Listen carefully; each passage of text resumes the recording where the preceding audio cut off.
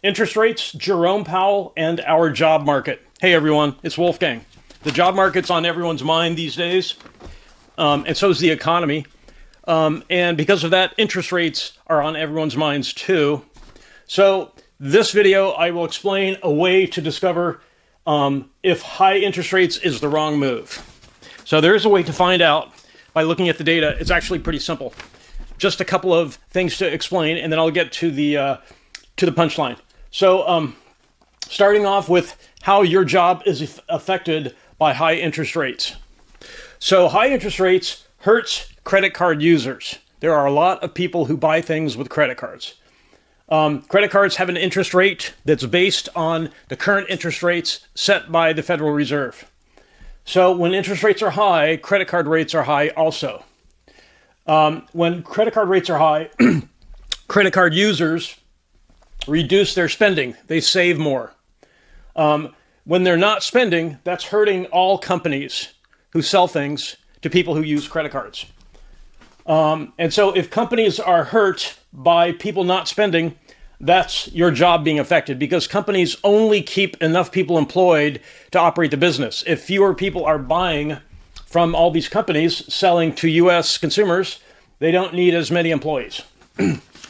So what kind of proof can we find that credit card users are suffering right now because of the high interest rates? So a couple things. We all know this because we are exposed to it every day. The financial news media claims that the economy is strong, right?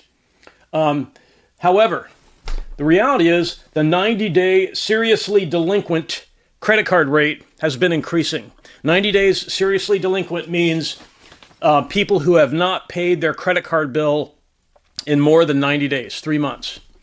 And so let's look at the numbers of 90-day delinquent credit card users. In 2021, 4 years ago, 1.4% were seriously delinquent 90 days. 1.4%. The next year, 2022, 1.8% of credit card users were 90 days delinquent. The next year, 2023, it jumped to 2.4% of credit card users were seriously 90 days delinquent. The next year, it jumped to 3.23%. In this year, it has skyrocketed to 7.04%. These are people who are not paying their credit card bill for 90 days. It went from 1.4% 4 years ago to over 7% now.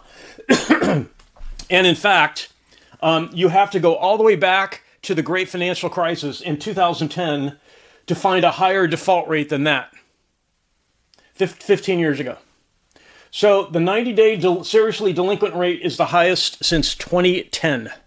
That's not good. What does it mean? It means two things. Number one, interest rates are too high. Because when interest rates are too high, it makes it harder for people to pay back their credit card balances. And number two, people are suffering from lack of income because they're not making their credit card payments. That's the evidence. So a couple things I couldn't fit on the board here. Credit card users have stopped paying on over $46 billion of credit card debt. $46 billion of, for lack of a better word, deadbeat people not paying their credit card bills for 90 days. $46 billion. So that implies, again, unemployment. They're unable to pay their credit card bills. And deadbeat is a colloquial term. It's not a personal attack, okay? Deadbeat is a term that is used to describe somebody who's not paying their bills. Not that there's something, seriously damaged or wrong with them. That's just a colloquial term. So here are some purchases. These are estimates that are not being made because of high interest rates. Interest rates are so high that certain purchases the government can analyze and give estimates for things not being purchased. $1 trillion in U.S. home sales have not been made because of high interest rates. Getting a mortgage loan for a home, much more difficult when interest rates are as high as they are. They're around 7% right now for a 30-year mortgage. $1 trillion in home sales, and then another $215 billion in related expenditures, for lighting, for flooring, for cabinets, for furniture, for electrical work, and so on. not being made by people because all these homes are not being sold. I think the recent statistic is there are 500,000 more homes for sale in the U.S. than there are buyers. A lot of homes for sale, not too many buyers. So that was homes. For autos, high interest rates is preventing about $245 billion in car sales. And then other discretionary spending, that's the type of spending that consumers elect to do. It's something they don't have to do. It's something they, with their discretion, they choose to make purchases.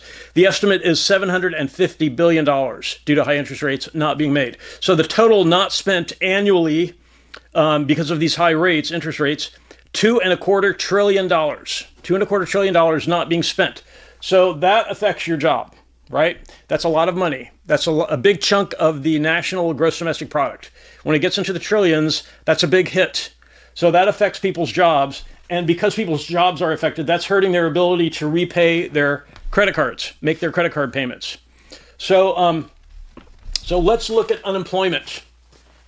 This is an interesting discovery, and this is sort of the main point about a way to discover that high interest rates are the wrong move. I mean, you already sort of know that because people are not paying their credit cards.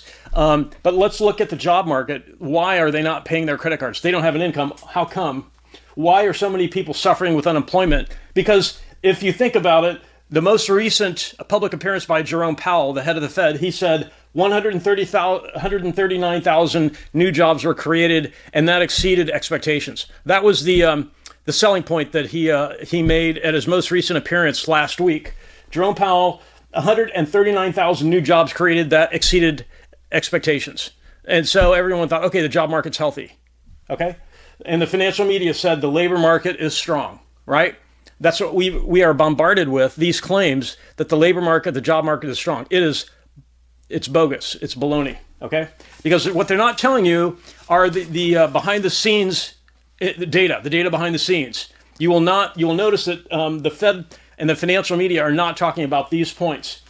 The weekly new unemployment claims from people just laid off increased unexpectedly in the most recent week to 247,000. So, he gets on a soapbox and said, we created 139,000 new jobs. That's more than expected. And so the financial press said, job market's good. Baloney. The unemployment, the newly unemployed for the week increased to a number that exceeded expectations to 247,000. And the worst part, and you won't hear the financial media talk about this, they have an agenda. They have an agenda to lie to the U.S. public. And I'm not going to go into the details as to why they're doing it. You'll have to draw your own conclusions. You can do some research online. The financial media is misleading the public. The continuing long-term unemployment claims, these are for people who have been unemployed for more than a week or so, is at a record high, 1,904,000, the highest since 2022. And we were just recovering from COVID unemployment back then. COVID shut down the economy. So right now, continuing claims, that's the technical term, continuing claims for longer-term unemployed people is a record high, 1,904,000. That is the truth. A way to discover that high interest rates is the wrong move. That is the proof, part of the proof, because that number should be dropping. If the labor market is strong, that number would not be a 3-year record, right? Do you see what I'm saying? The financial media, it's propaganda. They're telling all of us the labor market is strong. BS. The continuing claims are the highest since 2022. So that was the point of this video, a way to discover that high interest rates is the wrong move. So while I would like to, put forth some opinions about why the financial media and the Federal Reserve are doing this, I will abstain from that. I'll let you guys try to make your own judgments about that. But it's clearly propaganda because if all the facts were mentioned, we had 139,000 new jobs, but we have record high long-term unemployed. The financial media would not get away with this propaganda. They wouldn't be able to say that. So the high interest rates is definitely hurting credit card users. You can see, as I just went over, the steady increase in seriously delinquent by 90 days credit card users. It jumped from 1.4% 4 years ago to over 7% this year. A bad trend. They should be lowering rates, okay? Because people who are 90 days late on their credit card payments, Part of the reason is interest rates are high, keeping their payments high, and hurting their job prospects. The long-term unemployed is high. These people don't have the money to make credit card payments, right? So just more evidence that this is a story. This is a storyline that is not. It's not reliable, and I wish they would come clean about this, because it's hurting a lot of people. It's hurting our job prospects, right? Because right now, if you're working in a job that you can't stand, you know darn well you cannot quit your job, right? Because finding another job in most cases, not so easy today, right now, right? And if you're unemployed and you've been sending in resumes, you know for a fact that it's very difficult to even get interviews. I mean, I know people who are unemployed, so I hear these stories. So if you have any questions about this, please post questions in the comments. If you're curious about this, I looked into this. I've been, sort of monitoring the interest. I thought by now the interest rates would have been reduced, and they're using all sorts of excuses. The labor market is strong, the economy is strong, to justify keeping rates high. Interest rates too tight. They need to be lowered. So if you have any questions about why that will not affect inflation, there's two kinds of inflation. And that's another thing that the Fed and the financial media is not making clear. There are two kinds of inflation, and only one of them responds directly to interest rates. And Powell already corrected for that. He's already used that tool, interest rates, to stop the demand pull inflation.